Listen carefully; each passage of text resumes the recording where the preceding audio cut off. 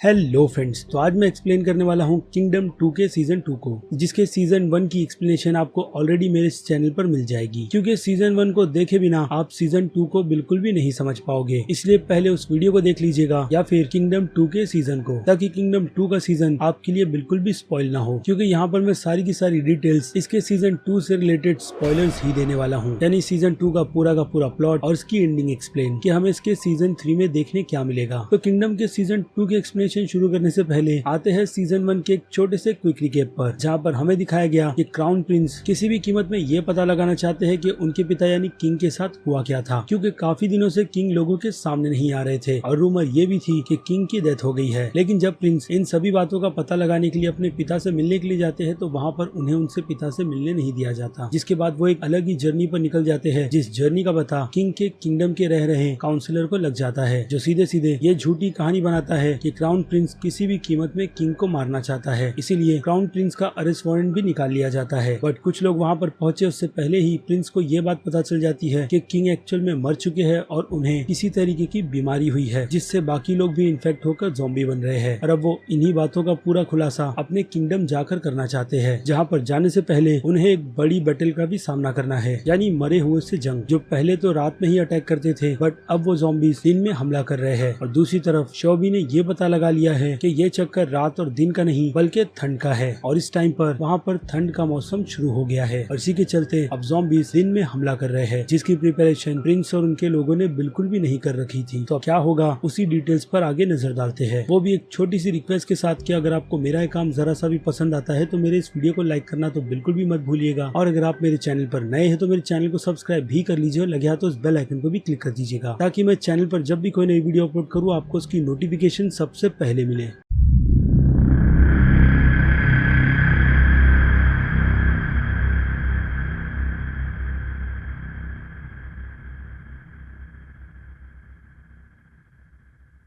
खैर, तो जैसे कि मैंने बताया, कहानी की शुरुआत ठीक वहीं से की जाती है जहां से इसके सीजन 1 को खत्म किया गया था, यानी एक ऐसी बैटल जिसे हम काफी बेसब्री से देखना चाहते थे, जिस बैटल में प्रिंस और उनके लोग पूरी तरीके से अनप्रिपेयर थे, क्योंकि रात के वक्त जो उन्होंने पूरी की पूरी तैयारियां कर रखी थी उन ज़ॉम्बीज से लड़ने की, तो वैसा कुछ नहीं हुआ। और सुबह होने के बाद ठंड भी बढ़ी, जिसके साथ साथ उन लोगों ने अपने ट्रैप को फिर से रीसेट करने की शुरुआत कर दी, जैसी प्रिपरेशन उन लोगों ने सीजन 1 में की थी। क्योंकि यहाँ पर लकड़ियों को बुझा दिया गया था, जिन लकड़ियों से आने वाले एक रास्तों को बंद कर दिया गया था, क्योंकि उसके आसपास की जगह पर पानी भरा था और ज़ॉम्बीज पानी के अंदर नहीं उतरते, यानी एक हिसाब से वो लोग आग और पानी से डरते हैं। लेकिन जब ज़ॉम्बी काफी बड़ी तादाद में वहाँ पर हमला करते हैं तो उन लकड़ियों में आग नहीं लगती, क्योंकि उन पर पानी डाल दिया गया होता है, जिसके चलते सारे के सारे ज़ॉम्बीज सीधे उन लकड़ियों की बनाई गई दीवार पर पहुंच जाते हैं। और जो बाकी लोग पानी के बीच में तीर लेकर खड़े थे, वो लोग भी टाइम पर पानी के बीच में नहीं पहुँच पाते और ज़ॉम्बीज उन पर भी हमला कर देते हैं। लेकिन उस वॉल तक पहुँचने से पहले रास्ते में ट्रैप भी बिछाए जाते हैं, जिस ट्रैप में काफी सारे ज़ॉम्बीज गिरते हैं और बाकी उनके ऊपर से चढ़कर उन दीवारों तक पहुंच जाते हैं, क्योंकि उनकी संख्या बहुत ज्यादा है। यहाँ तक कि ज़ॉम्बीज की ज्यादा संख्या की वजह से गन फायर भी प्रॉपर दूरी पर नहीं की जा सकती, जिस वजह से वो लकड़ी की वॉल भी टूटने लगती है और सारे ज़ॉम्बीज अंदर आना शुरू कर देते हैं। जिसके बाद प्रिंस और उनके सभी लोग खुद की जान बचाते हुए वहाँ से भाग जाते हैं, क्योंकि पूरी की पूरी वो वॉल गिर जाती है और ज़ॉम्बीज उनके पीछे पड़ जाते हैं। और इसी बीच तीरंदाजों का एक टुकड़ा पानी के बीच में फंसा हुआ है, जहाँ पर एक शख्स को ज़ॉम्बी ने काट लिया है, जिसके बाद उसे उठाकर पानी में फेंक दिया जाता है। वो लोग लकड़ियों की मदद से पानी के दूसरी तरफ जाने की कोशिश करते हैं, ताकि वो लोग जल्द ही अपने बाकी दूसरे ग्रुप को ज्वाइन कर ले। और दूसरी तरफ जो बड़ी वॉल बंद की गई थी लोगों को रोकने के लिए, वहाँ पर भी ज़ॉम्बीज पहुंच जाते हैं, जिनमें से कुछ लोग मारे जाते हैं और कुछ लोग बच जाते हैं। यानी देखा जाए तो प्रिंस के लिए ये रास्ता बंद हो गया है, जिसके बाद अंदर जाने का एक सीक्रेट रास्ता ढूंढ लिया जाता है और सभी लोग उसी रास्ते पर निकल जाते हैं। और कुछ ही देर में यंग शिन भी वहाँ पर पहुंच जाता है अपने लोगों के साथ, बट रास्ता बंद होने के कारण उन लोगों को और थोड़ा वेट करना पड़ता है और ज़ॉम्बियों से मुकाबला भी, ताकि उस ताले को टाइम पर तोड़ा जा सके। जिसके बाद मोयंग अपनी काफी हिम्मत दिखाकर उस ताले को तोड़ देता है, बट इसी बीच गेट थोड़ा सा डैमेज हो जाता है, जिस वजह से गेट का वो दरवाजा बंद नहीं होता। तो यहीं पर एक सोल्जर ये डिसाइड करता है कि वो यहाँ पर रुककर खुद को जंजीरों के साथ उस गेट में अटका लेगा, क्योंकि उसे ज़ॉम्बीज ने काट लिया है। और इस तरीके से वो प्रिंस को सर्व भी करेगा और रास्ते को भी रोक देगा, ताकि ज़ॉम्बीज अंदर ना आ पाए। और वो वैसा ही करता है और खुद की जान जान ले लेता है, लेकिन फिर भी उसमें थोड़ी जान बची होती है जिससे वो मर नहीं पाता। जिसके बाद यंग छिन आगे आकर उस योद्धा को परफेक्ट डेथ देता है ताकि वो ज्यादा तड़प कर ना मरे। और अब दूसरी तरफ वॉल के अंदर फंसे लोग इन सब चीजों से डर रहे हैं कि वो लोग और कितने टाइम तक यहाँ पर बचे रहेंगे। और दूसरी तरफ आ जाए शॉबिंग और पाल पर, तो वो दोनों भी काफी बुरी सिचुएशन में फंसे हुए हैं। जिसके बाद वो लोग पहाड़ों के रास्ते से दूसरे किंगडम पर निकल जाते हैं ताकि उनकी जान बच सके। और यहाँ पर शॉबी कुछ चीजें भी नोटिस करती है, वही पानी की। ज़ॉम्बी इतने कम पानी में भी उस पानी के अंदर नहीं आते, जिसकी डिटेल मैं आपको आगे दूंगा। जिसके बाद शॉबी बेंग पाल के साथ मिलकर पहाड़ों के रास्ते से सीधे किंगडम में घुस जाती है, जहाँ पर शॉबिंग अपने अंकल होक जूंग को भी समझाता है कि वो अपने राज्य से भागने पर क्यों मजबूर हुआ, यानी वही ज़ॉम्बीज की सिचुएशन। जिसके बाद उसके अंकल उसे मारने के वजह अपने किंगडम में रहने की परमिशन दे देते हैं, ये बताते हुए कि उनके बेटे की डेथ हो गई है, वो भी उसी के राज में, जिसे और किसी ने नहीं बल्कि खुद क्राउन प्रिंस ने मारा था। बट शॉबिंग को इसके बारे में कुछ भी नहीं पता था। जिसके बाद उसके अंकल उससे शॉबी के बारे में भी पूछते हैं कि वो है कौन। जिसके बाद ब्योम अपने अंकल को ये समझाता है कि शॉबी एक अच्छी डॉक्टर है और इससे पहले वो डॉक्टर ली की नर्स थी। और डॉक्टर ली का नाम सुनकर